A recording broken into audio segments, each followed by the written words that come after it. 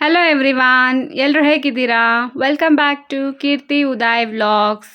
ಇವತ್ತು ಸಂಡೇ. ನಾನು ಮತ್ತು ನನ್ನ ಮಗಳು ಇಬ್ಬರು ಬೆಳಗ್ಗೆನೇ ಎದ್ದು ರೆಡಿಯಾಗಿ ವ್ಲಾಗ್ನ ಸ್ಟಾರ್ಟ್ ಮಾಡ್ತಾ ಇದ್ದೀವಿ. ಹೊರಗಡೆ ಲೈಟಾಗಿ ಮಳೆ ಬರ್ತಾ ಇದೆ, ವೆದರ್ ಫುಲ್ ಕೋಲ್ಡ್ ಆಗಿದೆ. ಹಾಗೆ ನನ್ನ ಹಸ್ಬೆಂಡ್ ಸೈಡ್ ರಿಲೇಟಿವ್ ಒಬ್ರದ್ದು ಮ್ಯಾರೇಜ್ ಫಂಕ್ಷನ್ ಇತ್ತು. ಸೊ ನಾನು, ನನ್ನ ಮಗಳು ಮತ್ತು ಹಸ್ಬೆಂಡ್ 3 ಜನ ಮ್ಯಾರೇಜ್ಗೆ ಹೋಗ್ತಾ ಇದ್ವಿ.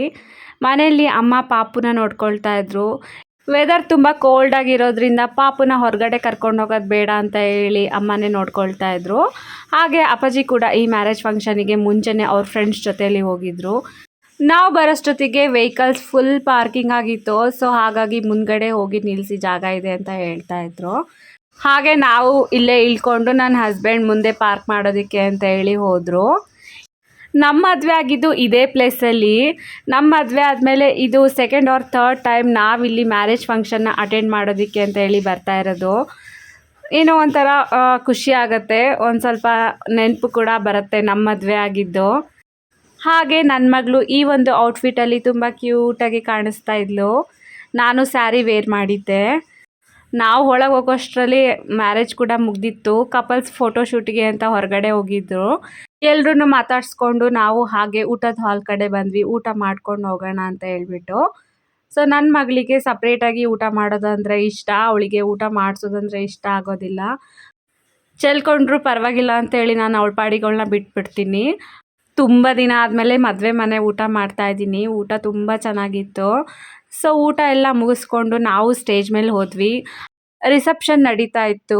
ಹಾಗೆ ನಾನು, ನನ್ನ ಹಸ್ಬೆಂಡ್ ಮತ್ತು ಅಪ್ಪಾಜಿ ಅವ್ರ ಫ್ರೆಂಡ್ಸು ಎಲ್ಲರೂ ಕೂಡ ಕಪಲ್ಸ್ಗೆ ವಿಶ್ ಮಾಡಿ, ಹಾಗೆ ಗಿಫ್ಟ್ ಕೂಡ ಕೊಟ್ಟು ಫೋಟೋ ಎಲ್ಲ ತೆಗೆಸ್ಕೊಂಡು ಬಂದ್ವಿ. ಹಾಗೆ ಎಲ್ಲ ರಿಲೇಟಿವ್ಸ್ನ ಮಾತಾಡಿಸ್ಕೊಂಡು ಸ್ವಲ್ಪ ಟೈಮ್ ಸ್ಪೆಂಡ್ ಮಾಡಿ ನಾವು ಅಲ್ಲಿಂದ ಹೊರಟ್ವಿ. ಹೊರಗಡೆ ಪಾಪುದು ಹಾಗೆ ಒಂದು ವಿಡಿಯೋ, ಫೋಟೋ ಎಲ್ಲ ಕ್ಲಿಪ್ಸ್ ತಗೋತಾ ಇದ್ದೆ. ಮ್ಯಾರೇಜ್ ಫಂಕ್ಷನ್ ಎಲ್ಲ ಮುಗಿಸ್ಕೊಂಡು ಆನ್ ದ ವೇ ಇನ್ನೊಂದು ಫಂಕ್ಷನ್ ಅಟೆಂಡ್ ಮಾಡೋಕ್ಕೆ ಅಂತ ಹೋದ್ವಿ. ಬೇಬಿ ನೇಮಿಂಗ್ ಸೆರೆಮನಿಗೆ ಅಂತ ಇನ್ವೈಟ್ ಮಾಡಿದರು. ಸೊ ಅಲ್ಲಿಗೆ ಬಂದಿದ್ವಿ. ಪಾಪುಗೆ ನೇಮ್ ಕೂಡ ಇಟ್ಟಾಗಿತ್ತು. ಹಾಗೆ ನಾನ್ ವೆಜ್ ಕೂಡ ಪ್ರಿಪೇರ್ ಮಾಡಿದರು. ನಮ್ಮದು ಆಲ್ರೆಡಿ ಊಟ ಮುಗ್ದಿತ್ತಲ್ಲ, ಸೊ ಊಟ ಕೂಡ ಮಾಡಲಿಲ್ಲ. ಪಾಪುಗೆ ಗಿಫ್ಟ್ ಕೊಟ್ಟು ಹಾಗೆ ಎಲ್ಲರೂ ಮಾತಾಡಿಸ್ಕೊಂಡು ಸ್ವಲ್ಪ ಹೊತ್ತು ಅಲ್ಲೇ ಇದ್ದು ಮನೆ ಕಡೆ ಹೊರಟ್ವಿ. ಪಾಪು ಫುಲ್ ಟಯರ್ಡ್ ಆಗಿದ್ಲು, ಬರ್ತಾ ಕಾರಲ್ಲೇ ಮಲಗಿಬಿಟ್ಟಿದ್ಲು. ಮನೆಗೆ ಬರೋಷ್ಟರಲ್ಲಿ ಪಾಪು ಕೂಡ ವೆಯ್ಟ್ ಮಾಡ್ತಾ ಇದ್ದ. ಅವನ ಜೊತೆ ಟೈಮ್ ಸ್ಪೆಂಡ್ ಮಾಡಿಕೊಂಡು ಟೈಮ್ ಹೋಗಿದ್ದೇ ಗೊತ್ತಾಗಲಿಲ್ಲ. ಹಾಗೆ ಈವ್ನಿಂಗು ಒಂದು ಬರ್ಡೇ ಪಾರ್ಟಿಗೆ ಹೋಗಿದ್ವಿ. ನನ್ನ ಹಸ್ಬೆಂಡ್ ಫ್ರೆಂಡ್ ಮಗಳದ್ದು ಫಸ್ಟ್ ಇಯರ್ ಬರ್ಡೇ ಸೆಲೆಬ್ರೇಷನ್ಗೆ ಇನ್ವೈಟ್ ಮಾಡಿದರು. ನಾವು ಹೋಗೋಷ್ಟರಲ್ಲಿ ಕೇಕ್ ಕಟಿಂಗ್ ಎಲ್ಲ ಮುಗ್ದೋಗ್ಬಿಟ್ಟಿತ್ತು. ಡಿನ್ನರ್ ಕೂಡ ಅರೇಂಜ್ ಮಾಡಿಸಿದ್ರು.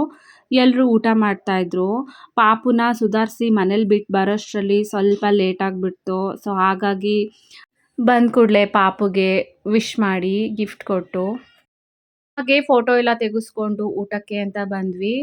ಪಾಪುಗೆ ನಾನು ನನ್ನ ತಟ್ಟೆಲೆ ಊಟ ಮಾಡಿಸೋಣ ಅಂತ ಅಂದ್ಕೊಂಡ್ರೆ ಅವಳು ಬೇಡ, ನನಗೆ ಸಪ್ರೇಟಾಗಿ ಬೇಕು ಅಂತ ಕೇಳ್ತಾ ಇದ್ಲು. ಹಾಗೆ ಮತ್ತೆ ಅವಳಿಗೆ ಇನ್ನೊಂದು ಸಲ ಹಾಕ್ಸ್ಕೊಬಂದು ಕೊಟ್ಟರು ನನ್ನ ಹಸ್ಬೆಂಡು.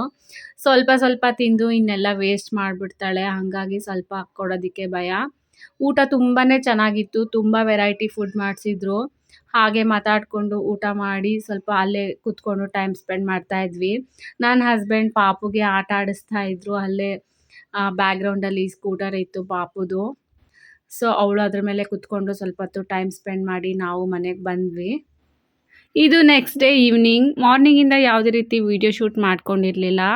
ಈವ್ನಿಂಗ್ ಇಬ್ಬರು ರೆಡಿಯಾಗಿದ್ವಿ ಬರ್ಡೇ ಪಾರ್ಟಿಗೆ ಹೋಗೋದಕ್ಕೆ ಅಂತ ಹೇಳಿ ಹಸ್ಬೆಂಡ್ ಹೇಳಿದರು. ಹಾಗಾಗಿ ಅವ್ರಿಗೆ ವೆಯ್ಟ್ ಮಾಡ್ತಾ ಇದ್ವಿ.